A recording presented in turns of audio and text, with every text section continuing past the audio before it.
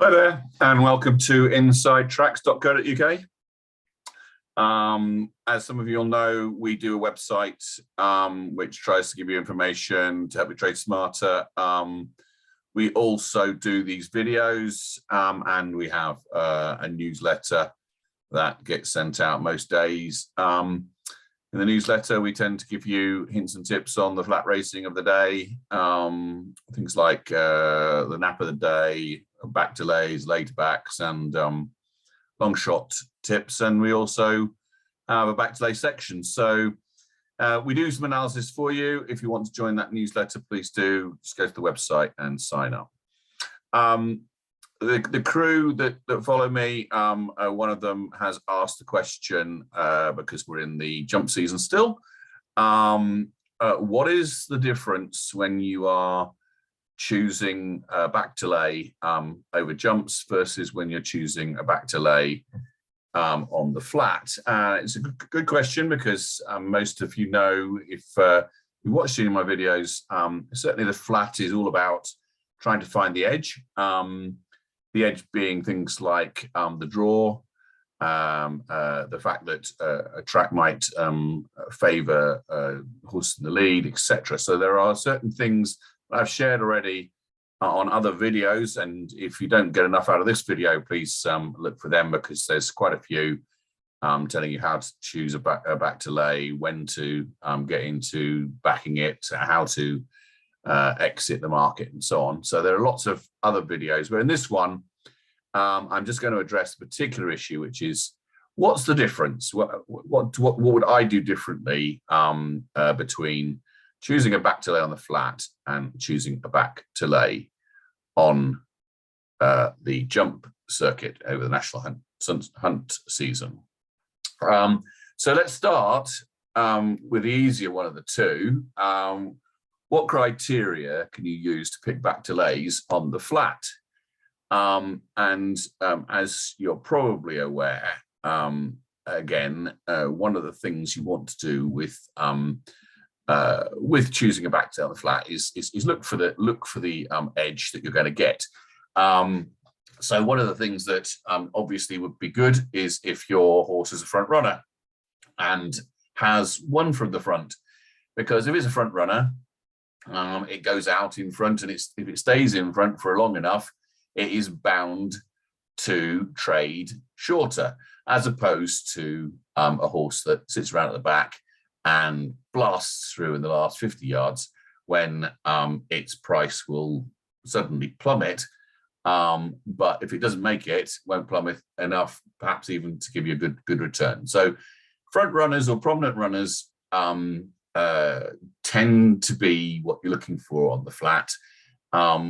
Another criteria for a front runner or a prominent runner is a runner who travels well. Just to give you the definition of travel well, it's when a jockey is sat still for a long time in the race, when other jockeys around are starting to push and shove their horses along. That's a horse that travels well. Now, sometimes horses that travel well, when they come under pressure, they don't like it. They don't like being pushed and shoved, and they much more prefer to be cajoled. And so sometimes those horses that travel well don't actually win. So I've known quite a few horses who look like they're all over the winner, 1 furlong out, and then simply just don't finish.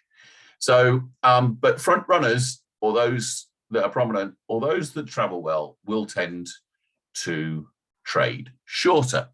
The second one is obviously a good draw. We've been through this many times. I won't stay on this very long, but the obvious and clear example of a good draw is over 5 furlongs at Chester, being drawn 1, 2, or 3. Basically, that's where the winner comes from. Now, it's not to say that there aren't winners from other stalls, but they are very much rarer. So if your horse is quickly out, has some early speed, and comes out of 1, 2, or 3 and is a front runner, then that's the sort of horse you're looking for at Chester. The type of the race is important. You don't want a race where you have very little to go on. So you want a handicap because then you have horses that are raced at least 3 times, preferably a handicap with some older horses over 3 or over 4. Then you have a good track record to go on, and that word track record is quite important because the next one is course. Some horses enjoy different courses, and some courses will favour front runners, and of course we're after front runners, so we like courses on back to lays. We like courses that favour front runners. Now, an example of that is Chelmsford. Chelmsford's well documented, both statistically and when you watch it, that the horse out front does not seem to come back to the field. It looks like they're going to, but they just seem to stay out in front, and it's just a course that favours the front runners, as opposed to Wolverhampton, where a horse can be 3 or 4 lengths out in front, even 5 or 6 lengths out in front coming off the home bend, and still get beat because horses tend to come over the top at Wolverhampton, and Wolverhampton is one of the least likely courses for a front runner to win at. So if you've got the same horse over 5 furlongs at Wolverhampton and 5 furlongs at Chelmsford, it is more likely to win at Chelmsford than at Wolverhampton.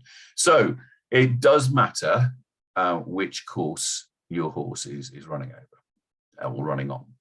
Horse's current form, and I've said course and distance form. Of course, course and distance form is important.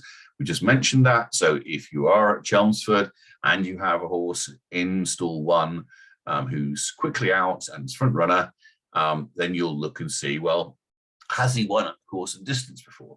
And it's actually very likely that he will have. And so you'll see the course and distance numbers there. And actually, that's very important when you are trying to choose a back to lay horse. Do they like the course? Do they like the distance?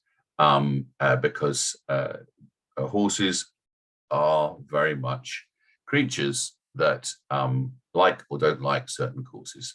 And you'll see it time and again, some horse that has performed really badly and he comes back to a course where he's won 3 or 4 times before, and suddenly that form goes out the window and he suddenly wins. And, that's just a fact. Some horses like horses for courses. Jockey and trainer form, obviously quite important. Your jockey's on the cold list or your trainer's on the cold list, then that's got to be taken into account when you're choosing your back to lays, because they might have cough in the yard. There might be something wrong with something's going wrong in the yard. The jockey's not got confidence, whatever. You don't want to start having them as your back to lays. Jockey and trainer form you want to have a look at. And then quite importantly, you want to have a look at the trading pattern over the past. You can do that by looking your horse up on time form. And in time form, it gives the BSPs, the Betfair starting price, and it also gives the in-play highs and lows. So you can see on time form whether your horse is one that has, in the past, traded at 50% of its BSP. And that is quite important because it gives you some kind of feeling for how the horse runs, how it looks to the in-play punters, and also it gives you confidence that your horse, if it does get into a position, the correct position, the position you think it should be in, then it is also likely to carry quite a lot of confidence that it will trade low.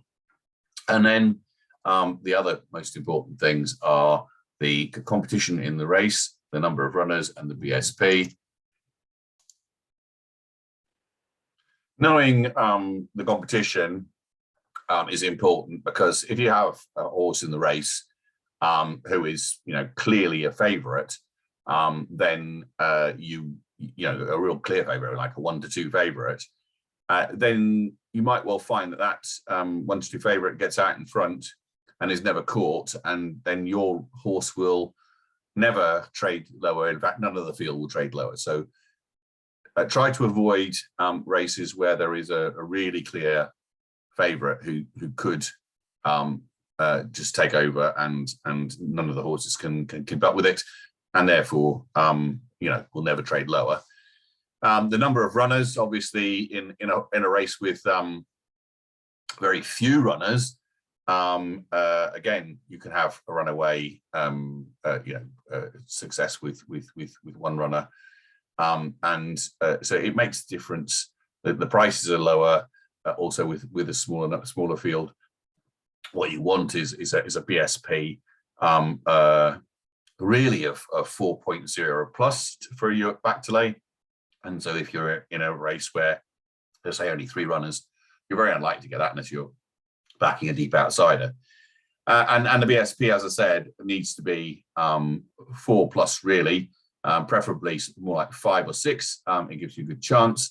A lot of back to lays, by the way, are come out of horses that are in the sort of teens and 20s, and even 30s and 40s, because clearly a horse who's 44, for instance, BSP, only has to come down to 22, so it only has to flatter a tiny bit to come down to 22, whereas a horse which is, say, at 4 has to come down to 2, which is evens, for you to get a dobbing opportunity. So that's really clear that you don't want a horse that's very low priced as a back to lay.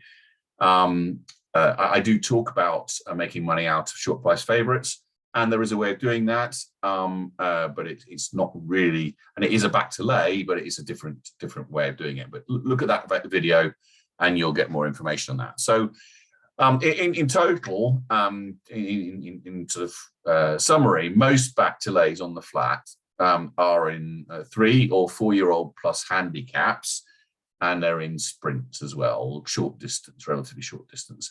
And again, just to be really clear, the type of race 3 or 4-year-old plus handicap. Why 3 or 4-year-old plus handicap? Well, again, I'd say it's because you've got the data. The handicapper, it's his job actually to have all horses finish in a straight line. He'd love it if there's 11 horses in the race, for 11 horses to cross the line, together and be a dead heat. That's, handicap's absolute dream is, it's a dead heat between 11 horses and 11 horse race. Ain't gonna happen, and it ain't gonna happen because the handicapper is only so good. He'll take the form and he'll handicap based on that. And what we're trying to do is to say, yes, handicapper, in a sort of straight line race, everything being equal, everybody should finish in a lump.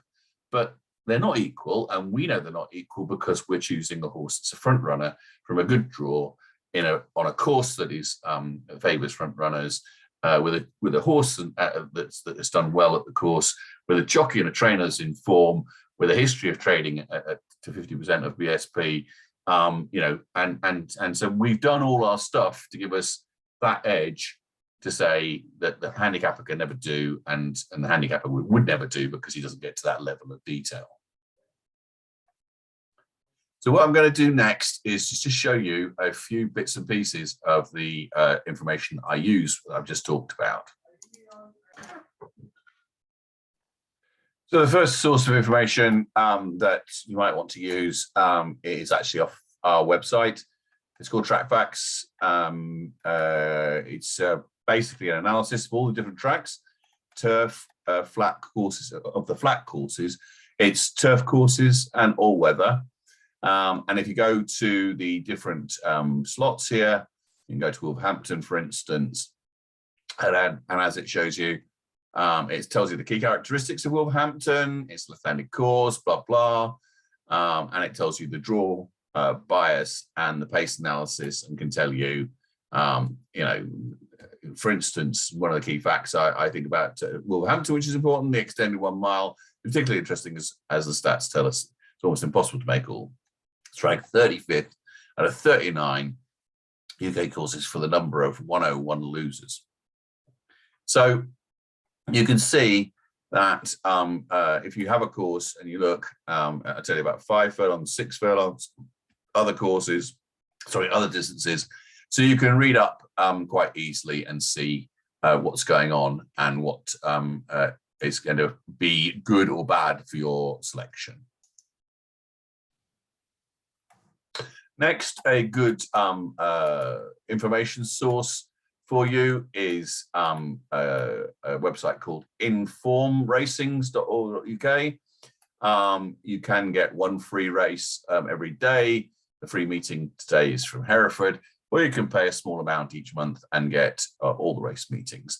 What I find really useful about Inform Racing is it tells you the race style, so that's the running style, sorry, of the horse. So does it like to be in front? Number 1, 2, 4, etc. So you can see that it gives you all sorts of additional information, deeper insights into the different horses, and it tells you the last 20-minute winners and what the run style was. So, for instance, in this particular race over this particular distance, so hurdles.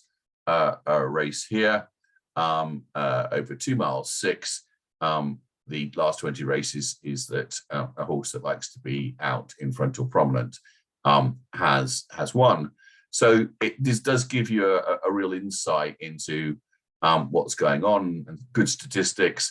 You can go into these types of statistics as well about a particular horse. How many times has it won? Does it like the course? Does it like the distance? What sort of ratings it's won off? Whether it's won off left-handed or right-handed courses. It's all that information is in here, as you can see. The official rating today, last winning official rating, etc. So there's a lot of information just very simply to hand. You can even go into more in depth. So again, you can see Grange Road was out in front, prominent. Malata is a convinced front runner. Last 5 occasions has been out in front. So you would kind of expect this to be a truly run race because you've got 3 horses that have run out in front. Maybe with this particular horse here getting the lead, but it'll be a truly run race. That means that the ones that are coming from the back, if they look like a truly run race, they want a race that's using stamina. So, for instance, if either of these 2 races, Rudy Caprice or Gris Meilleur, have, for instance, won over 3 miles, it could well be that they'll come with a late run and be involved in the finish.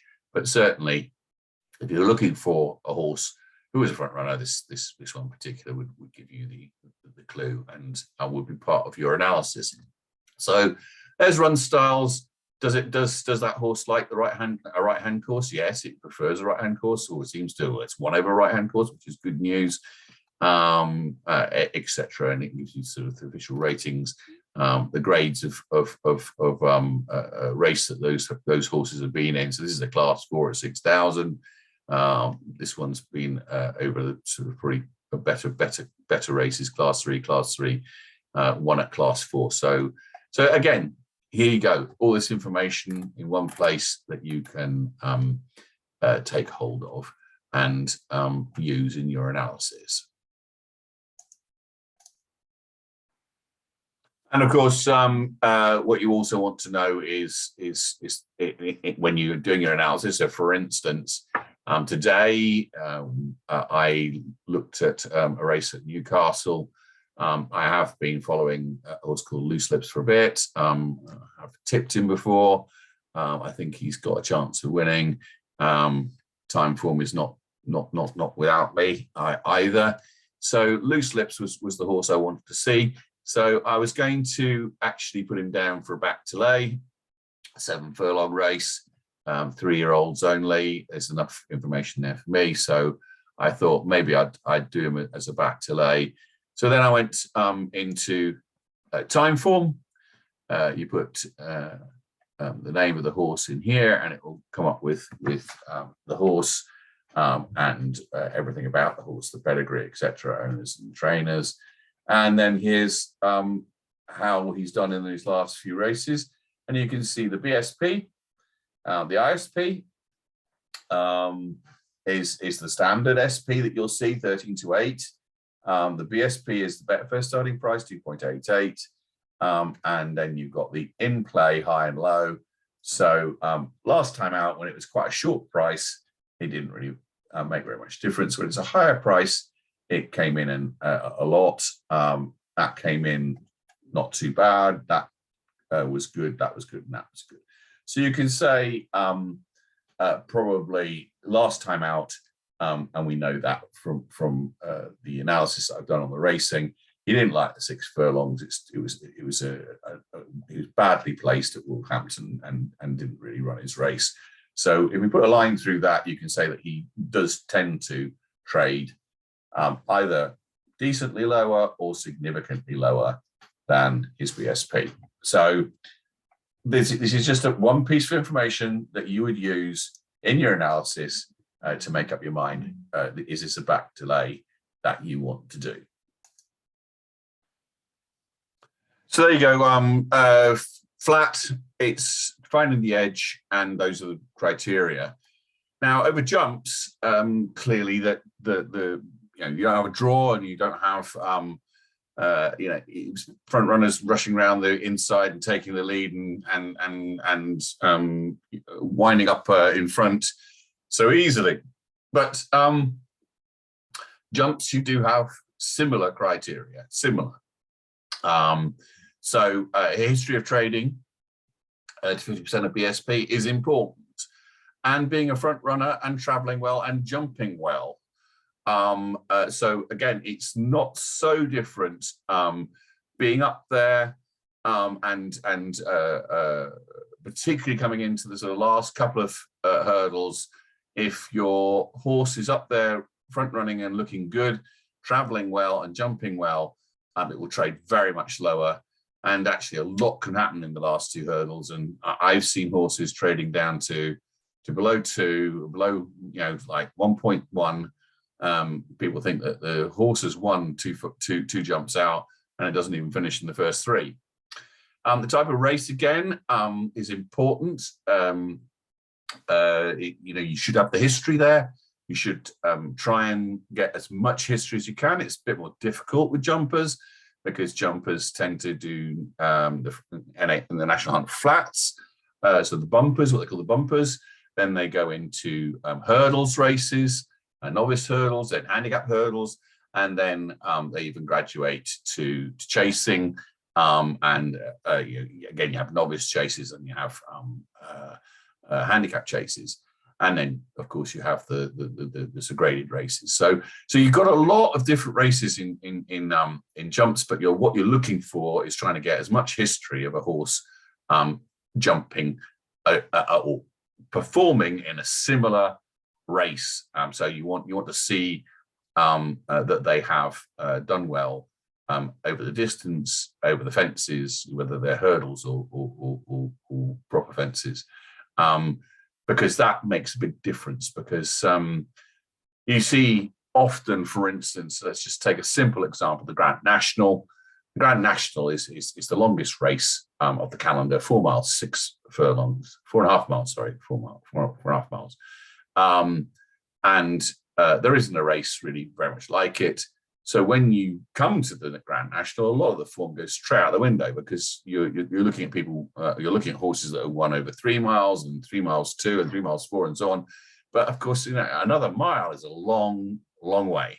So when I look at the Grand National, I always back a horse that has at least shown some form over the fences, Grand National fences, and there's a couple of races that go the Grand National fences, and who have been in a Grand National before and done okay, because it's a completely different type of race to anything else that they're going to be in at any time.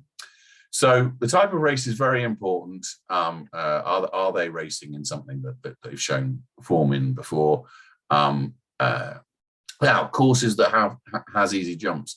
When you're doing a back to lay, it's not sensible to have a horse or to be in a race where you're going to have a lot of fallers, because you might well have picked fantastically, great history of trading, front runner, travels well, blah blah blah blah blah, and then comes up against some really tough fences, and you find that for whatever reason, unseated, brought down, or just falls. So that's why I'm not really a great jumps fan, to be honest. It's not where I spend my time. I spend my time on the flat, because you can pick the best horse in the race over jumps, and then a worse horse or a not very good horse falls in front of yours and brings yours down. That's it. You're done. Doesn't matter how you're trading it, particularly in play. Now, of course, I can do jump racing pre-race. No problem. But we're not talking about that, are we? We're talking about back to lays, which is an in-running technique. Horse jockey and trainer form, again, important, and as we've mentioned before, competition and number of runners, and the BSP. BSP again should be +4, preferably +4, +5. What I mean is 4.0 or more, 5.0 or more. That's what we're looking for. So it's not surprising that when I'm looking for races to do back to lays in over jumps, that they are 4 or 5-year-olds plus handicaps. And that's how it tends to boil down. So what are the sources of information that I use? Again, very similar, but I'll show you why different, and why you're looking for slightly different things. So again, I'll come back to Inform Racing. They're quite useful. Again, you get a lot of information. This is as I said before, the free race for today, Hereford, which is a jumps track. Right hand, galloping, sharp. It's actually a very round course, 1.5 miles round, so it's very sharp. There you have to have a small horse who can turn quickly, but it's galloping, and it has stiff fences. So again, it's a sort of course where if your horse makes a mistake, it suffers. It suffers either by having the stuffing neck knocked out of it if it hits the fence too hard, or it will unseat or fall. So Hereford isn't a place where I would really want to go and do my back to lane, to be frank. I want a race course which has got easier fences, flatter racing surface, and less sharp bends. Then you'll get a more truly run race, and form will out, rather than having a horse fall in front of you. So Inform Racing, again, it's another good try. As I've said to you before, sign up to them, and you get a free race card each day. So it's a nice way to get one piece of information free, or you can pay for all the information. It's a good source. So I'll just have a look at something else now. So apart from Inform, I found this terrific website, Winning Warlock. On this particular site, you can get in-running ratings, and you press the at a glance card, and it will give you all the races for the day, both jumps and flat. So you can see here's the racing for today, and beside each of the races, you'll see a pace rating, and you'll also see how that horse has performed versus 10% of its BSP, 20%, 50%, and 75% of its BSP. I tend to use this website as base information. I know the fella who runs it downloads it all from Timeform. It's a nice site. It works very well. It'll give you a good view on what number. It gives you all the information you want quite easily to hand. So, for instance, Collingham has run 6 times, won twice. 4 times out of 6, it's reached 10% of its BSP. The same on 20% of its BSP. 5 times out of 6, it's reached 50% of its BSP, and similarly, 75% of its BSP. So you can be reasonably sure that Collingham is going to give you a run for your money if it's got a decent price, and it needs to go off at a decent price in order for this to happen. So you'll need 4 plus or 5 plus on the BSP to be able to back this horse. But it just tells you. So I now go to at the races. I'd have a look at Collingham. I'd see who the trainer is. I'd see who the jockey is. I'd see who whether it's run over similar fences, similar distances, etc. And I just use the rest of my criteria. But this would just be something that would be highlighting to me that this is this has traded significantly lower. On many occasions, more than 2/3 of the time, at 20% and 83% of the time. So if you take these statistics, 83% of the time it's been at 50% of BSP. It means that if it was 50% of the time at 50% of BSP, you should break even over the long term. But 83% of the time, you should make money, and generally, this gives you a good indication of that about to happen. So you can see it comes down. Spark of Madness is another one, and so on. So it's a good site to go to get your first look at what might be the horses that you would want to look into more detail on. Particularly, I find him and this particular site useful for jumps.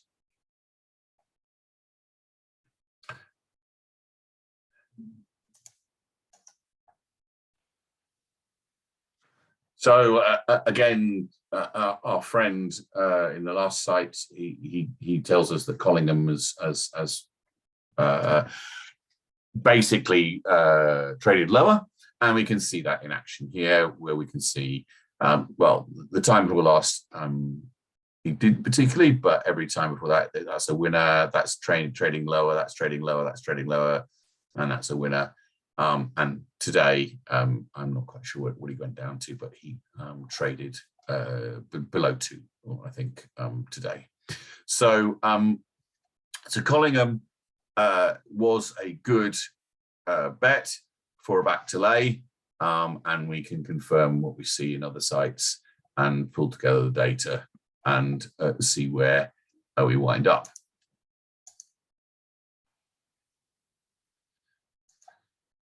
So here you can see that, over jumps, we've got slightly different criteria. We want to look and see that it's traded below to 50% of its BSP in running. We want to see whether it travels well. It's a front runner, and that it jumps well. We want to have a look at the course. And we want to see that it's got easy jumps, not difficult jumps. We want to see the type of race it's in. Is it a handicap hurdle, and has it done well at that distance, and so on. The horse's current form, we can see quite clearly, and the course and distance, if we got that as well available to us. Jockey and trainer form, and then the same thing as with the flat. We don't want a competitor in there who's sort of a 1 to 3 favourite, and we don't want a 2-runner affair, because let's just face it, in a 2-runner affair, if one goes off in front and the other one follows and never gets in front of it, it will never really trade lower. And making sure that we have a decent BSP that we can aim at and that can reduce for us to make money. So that's the difference between the criteria we use to choose flattened jumps. You'll say that quite a lot of it's the same, but actually it is significantly different. And I would say I don't particularly go for jumps. I much prefer the flat, and it's because in trading you want to take out all the different criteria and all the different variables that are outside of your control. So we're trying to get rid of variables like being brought down or something happening to the horse that we don't like. And we want more certainty on the criteria that outside our control, and we want to then use the edges we can get from our analysis to actually give us the variables that will give us the lower prices in running, and that will give us our back to lays and make them work. So sorry, it sounds like I'm struggling, but to be frank with you, trying to think of what particularly to say, and I don't script these things, so I'm just trying to work out what to say next as I go along. If you like this video, please do like it and subscribe. If you want to join the newsletter, we do a lot of this work for you. We do the work, and we tell you the horses that you should follow. So actually, it's a real shortcut to you to find, say, 5 or 6 or 7 or 8 different horses of the day where we've done all the work for you, and we're telling you why you should follow it. Use it in your own way, but a lot of the analysis and a lot of the hard work's been done for you. So join the newsletter. It does pay for itself. Sorry, it's free at the moment, but it pays for itself in terms of it makes money each month. Okay, I'll see you on the next one.